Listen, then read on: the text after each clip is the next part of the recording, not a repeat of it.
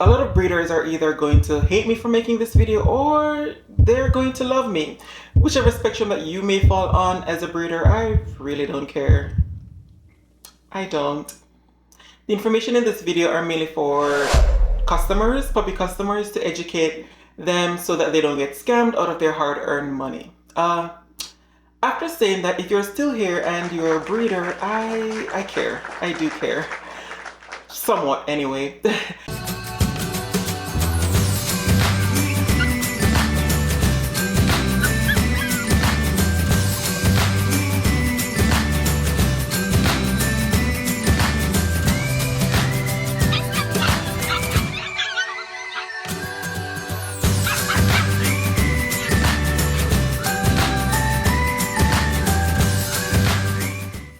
Anyway, if you're new here, I am Zion. I am a dog breeder of toy poodles, Maltese, and Maltipoos here in Dallas, Texas, and I strive to educate you, the viewer, on everything fur babies, from puppy to adulthood.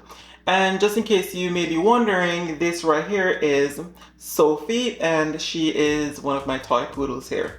I decided to feature her in this video because I will be going over poodle colors, and so I am assuming that Sophie is gonna be so well behaved for this video, right? Okay, I hope so. Alright, so you saw the thumbnail, and if that's the reason why you clicked onto this video, then I promise you I will get to that soon.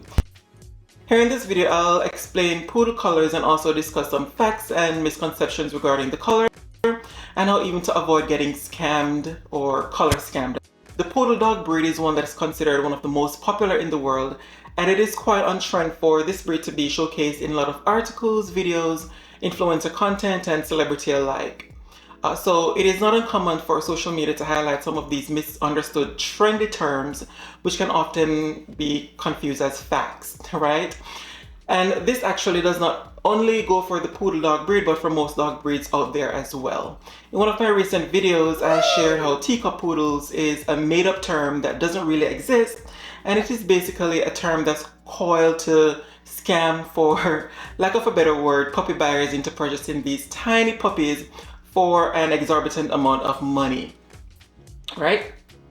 That's true. I recently came across this video created by the Poodle Mom, which is by no coincidence shared the same title as mine, and I will link her channel below as the information that she shares is very informative and very much... Okay, so I have a call to action for my fellow breeders. Now, I am no poodle expert, but I would say that I know more than the average viewer and about the breed, right? And as a dog breeder, I feel it my responsibility to make sure that the correct information about the poodle breed are made known and to create a call to action for my fellow breeders, right?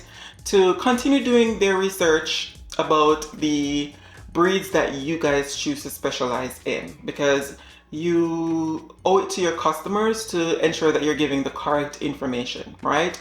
So back to my thumbnail, there are no such colors as chocolate, champagne, caramel, coffee, and there are a host of other colors out there that I've seen displayed. And if you guys have heard of any other colors or crazy colors that are used to describe poodles, please comment them below so that you can just let us know, right?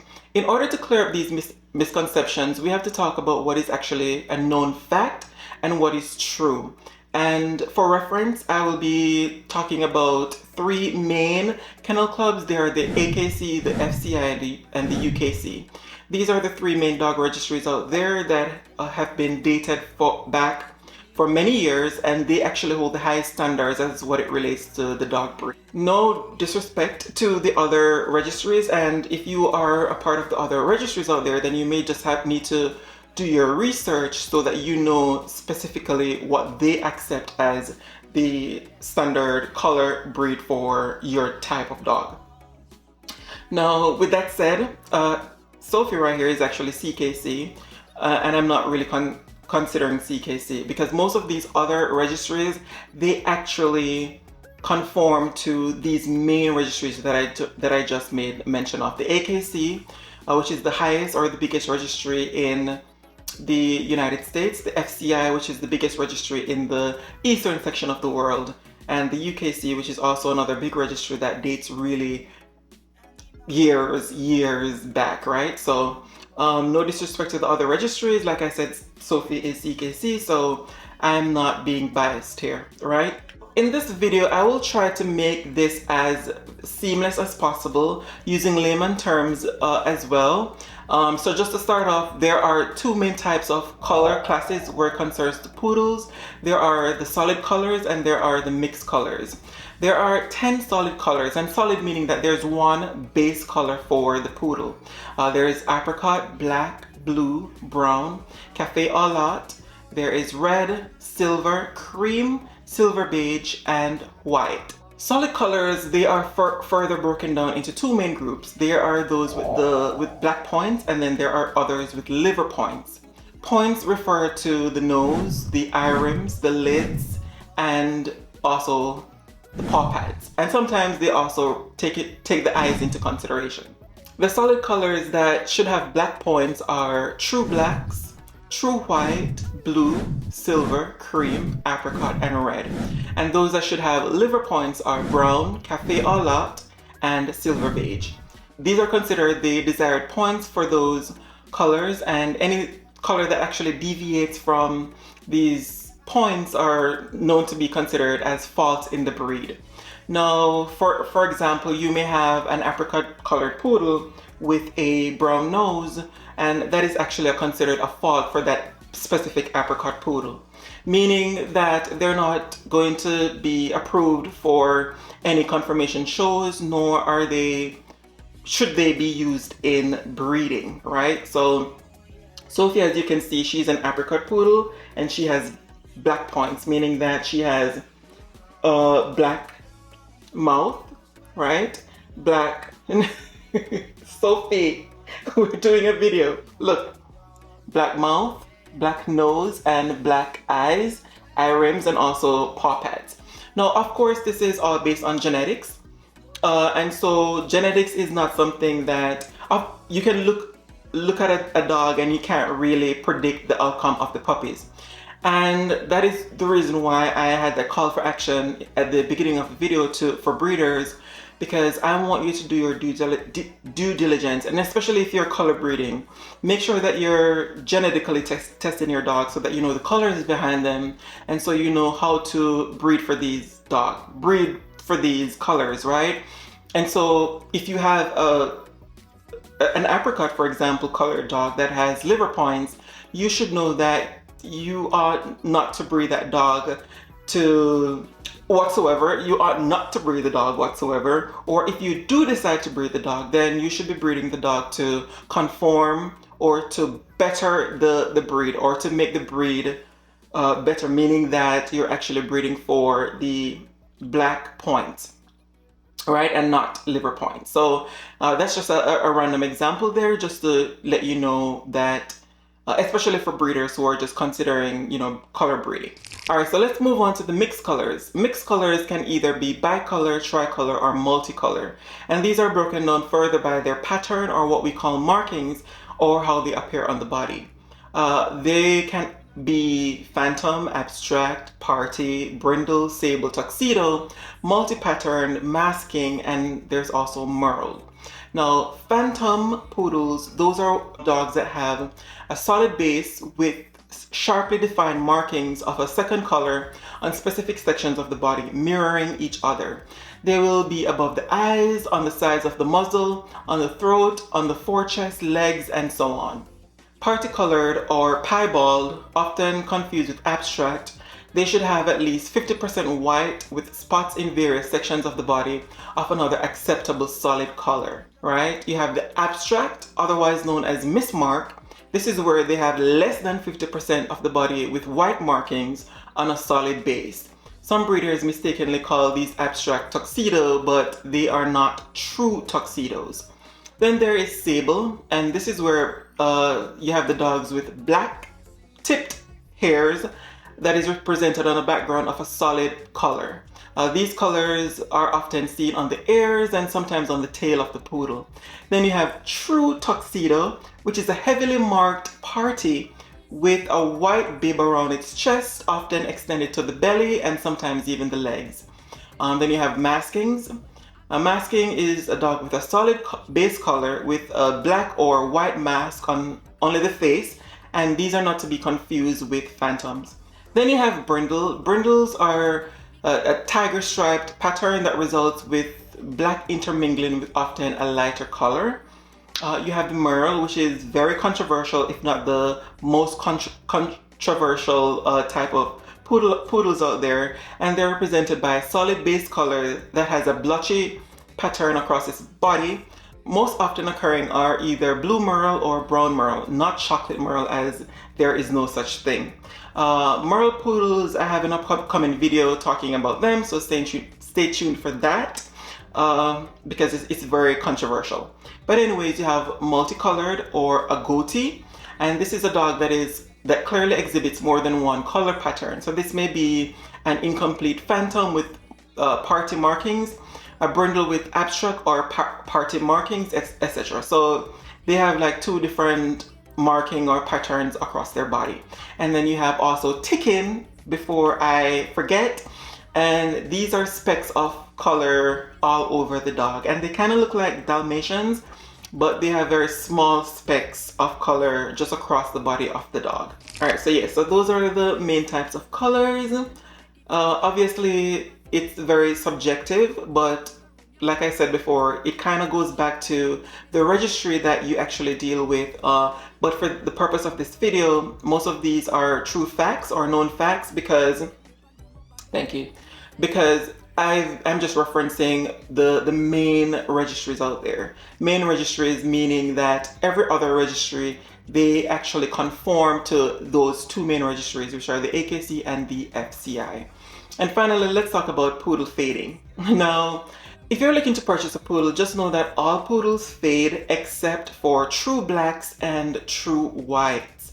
Obviously, this is subjective as well, but just as a reference, just for most customers out there that's looking for poodles, just know that true blacks and true whites, those are the only types of poodles that actually don't fade.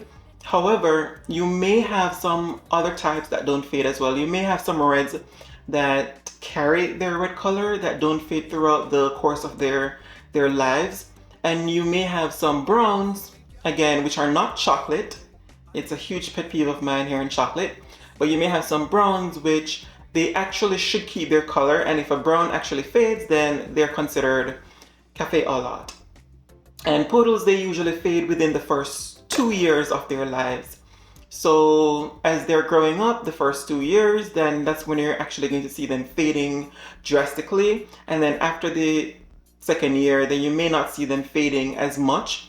You may even have some poodles that fade for the first 2 years, and then the remaining years of their life, they're actually reverting back to their normal color, right? Also, if you have a poodle that, say for instance, has like a skin issue, say for instance mange, they lose their hair or their skin was damaged and they had like a patch of hair removed, you might find these fading colors that the hair would grow darker in those areas, and it will take the same amount of years that it took to clear the poodle to actually take the same amount of years for that dark patch to clear up as well. So if it took you 2 years for your poodle to fade from black to silver, for example, for the silver poodles, then it will take you 2 years for that mark that you had that had the patch to actually fade there as well. Now, you may hear me talking about clearing and fading and so forth, but those are the terms used whenever a poodle fades its color. It's actually considered clearing in the conformation side of the world, and there's also holding. So a poodle that actually doesn't change its color over time is actually known to hold its color. So those are the two main terms that are used, clearing and also holding. All right, now I want to briefly touch on poodle rarity in terms of color, which are the most popular colors, so on and so forth. Now, if you should do a simple Google search, you will find that the rarest poodle color is apricot in terms of Sophie's color, but I highly disagree. I don't believe that the apricot poodle is the rarest poodle color, but obviously this is also subjective as well. I believe that the rarest poodle colors are those that carry the recessive genes, which all fading color poodles carry the recessive gene. And the reason why I said that is because dominant genes, they're very easy to pass on. You only need one copy of a dominant allele of a dominant gene to actually pass on to your poodle for it to actually express that color. Where the recessive alleles, they need 2 copies of those alleles to pass on to show that color in your poodle. So I don't believe that the apricot poodle is the rarest, and believe it or not, a lot of breeders right now are breeding for the red poodle, and so reds come in a lot of color spectrum, which, you know, as you know, the creams, apricots, and reds. And so you may have like a lot of people out there creating red poodles that are actually going to fade into apricot, right? So I highly doubt that the apricot poodle is the rarest poodle color. I believe, in my personal opinion, that blues are very rare because you hardly find a blue, and also silver, they're very rare because you will hardly find a silver.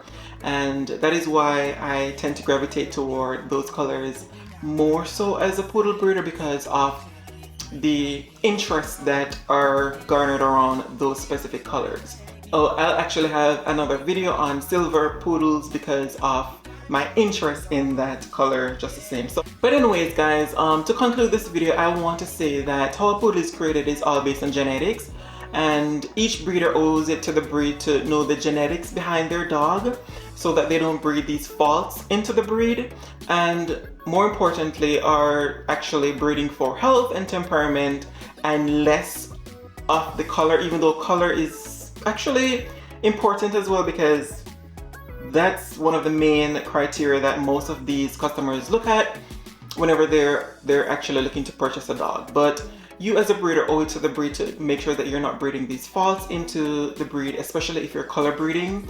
And I, for instance, caution you to more so focus on the health and temperament of the breed so that you are actually breeding for healthy puppies, because having a puppy that has all of these genetic issues and health issues is just not worth it, so to speak. So you may just be chasing the color and overall end up with a puppy that's not healthy, right?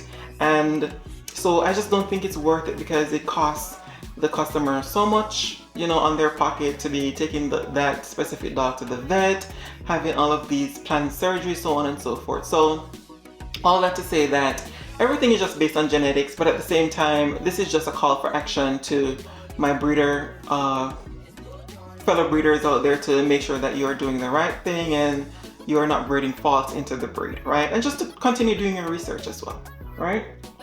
Sophie agrees. Again, let me just showcase you guys Sophie and what she looks like.